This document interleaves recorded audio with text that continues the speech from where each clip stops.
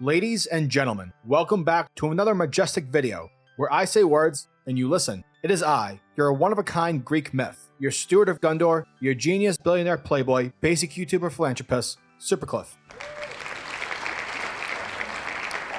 And as always, if you like what you see / hear, then hit that like and subscribe button, for every little bit helps in this YouTube world. Now today folks, we're going to travel back in time with Marvel Comics, and cover the very first appearance of the Eternals. You know, sort of prepare ourselves a bit for the upcoming movie. Oh, and fun fact, in another timeline, humanity has already seen the Eternals movie.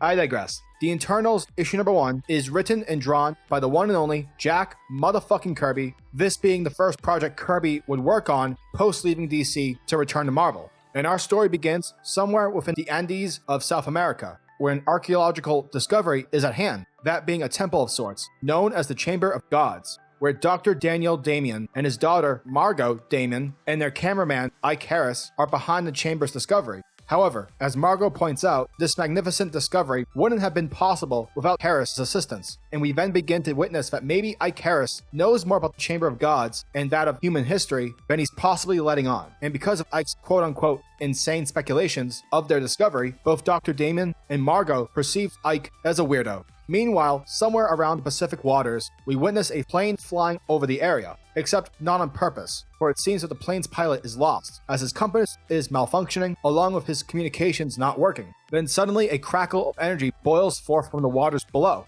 and boom, the pilot disappears from the surface above, and sadly, he will never be seen again by that of humankind. For within the seas below, in a hidden enclave beneath the ocean's floor, we are introduced to a group of grotesque beings, where one of them informs its superiors that the intruder, aka the pilot, has been taken care of. Therefore, the commander's journey will proceed undetected, as it's soon revealed that the pilot has been transformed into a deviant, though not a true deviant, unlike the royal court that stands before him. The court's leader, Brother Tode, reminds his loyal commander, Crow, that the gods are returning, and that their return will mark the scourge of the deviant kind as it once did during ancient times. Brother Tode also warns Crow that the Eternals could still find the beacon. However, Crow is quick to dismiss this possibility, before departing with a squad of deviants towards the Chamber of the Gods. Back within the chamber, Dr. Damien and Margot observe Ike using his senses to uncover an advanced telegraphic observatory. Now, hold on a minute, because no way in hells did the Incans back in the day have the necessary knowledge or the resources to construct such a fascinating structure.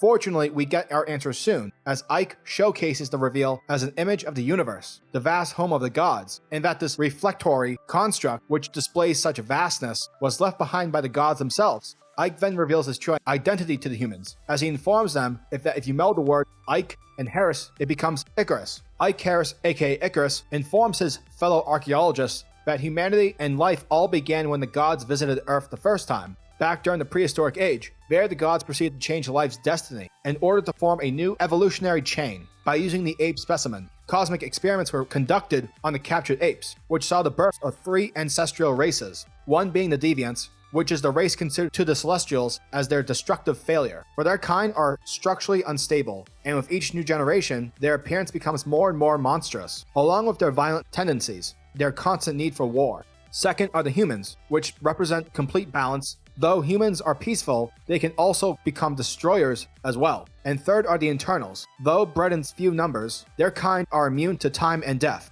Basically, they are immortal. Following the species' existence, the Deviants took shelter beneath the Earth's inner depths, where they took to creating weapons which inspired historical myths. The Eternals took to the skies, where they developed powers and were regarded by worshipping humans with awe and fear. And lastly, the humans mingled with the various beasts and animals on the planet's surface. Now, that's what transpired with the Celestials' first arrival. Their next visit would be during the reign of the Incan Empire, where they would check up on their experiments. Then suddenly, Ikaris points towards the reflector screen that the ship of the gods are en route towards Earth thanks to the cosmic beacon. Elsewhere beneath the chamber, Crow's group of deviants travel through an underwater passage in order to destroy the beacon, thereby stopping the gods from returning. Crow and his soldiers spot Ikaris, and a firefight ensues. However, Ikaris manages to create a fire shield that soaks in the Deviant's firepower. Afterwards, Ikaris suits up, removing his hat and his glasses, which reveal his internal features, and like a badass, Ikaris shoots laser beams forth from his eyes towards the Deviants, causing heavy damage. And it's at this point where the entire planet begins to shake, as we see a giant shadow loom over the Andes. This arrival manages to distract Ikaris, Crow, and the Damien family from fighting as the three main races/products of the space gods await their entrance. The Eternals issue number 1 was a really good issue, which is honestly just a buffet full of Jack Kirby content. Therefore, Jack Kirby worshippers can feast all over this issue. Now, what I will say is not so much criticism of the Eternals, because here's the thing, folks. The Eternals as a concept is fucking dope. With there being so much Marvel lore involved, plus prior to this issue, the Celestials, besides, Galactus and Ego, haven't really had a purpose. The Celestials being basically gods and creators of the Marvel landscape, the experimented race of the Deviants being a science experiment gone wrong, the Eternals, beings or products of immense power, hidden caretakers of sort. It's all really cool stuff. But here's the thing, I believe that the Eternals works better as a story arc or in a chapter book format, if you will, not so much as an ongoing comic book. And I think that the approach, especially during the 70s, selling the Eternals as Marvel superheroes is very tricky because their whole shtick is very much stapled to Marvel cosmic lore/history. Therefore, that can sometimes come off as boring. In addition, what the Eternals have going against them, which can turn off certain readers, is their origins/their explanation.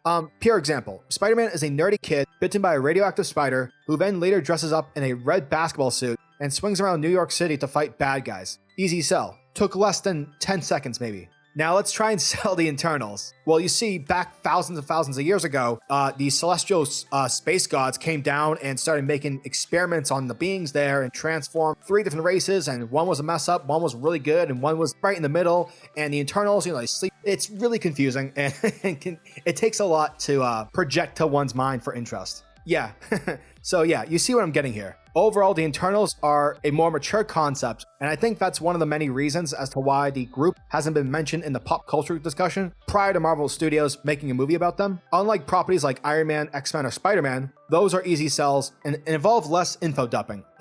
Full disclosure, I am not talking about Jonathan Hickman's current X-Men run. Therefore, I'm very interested to see how the new upcoming miniseries for the Eternals in January will be approached. So yeah, if you're into Marvel cosmic history and all that world building stuff, then the Eternals are definitely a property that you should check out. Honestly, I would suggest the original run by Kirby from the 70s, along with Neil Gaiman's story from the mid-2000s. The Eternals issue number 1 gets a 7.5 out of 10. Giggity good.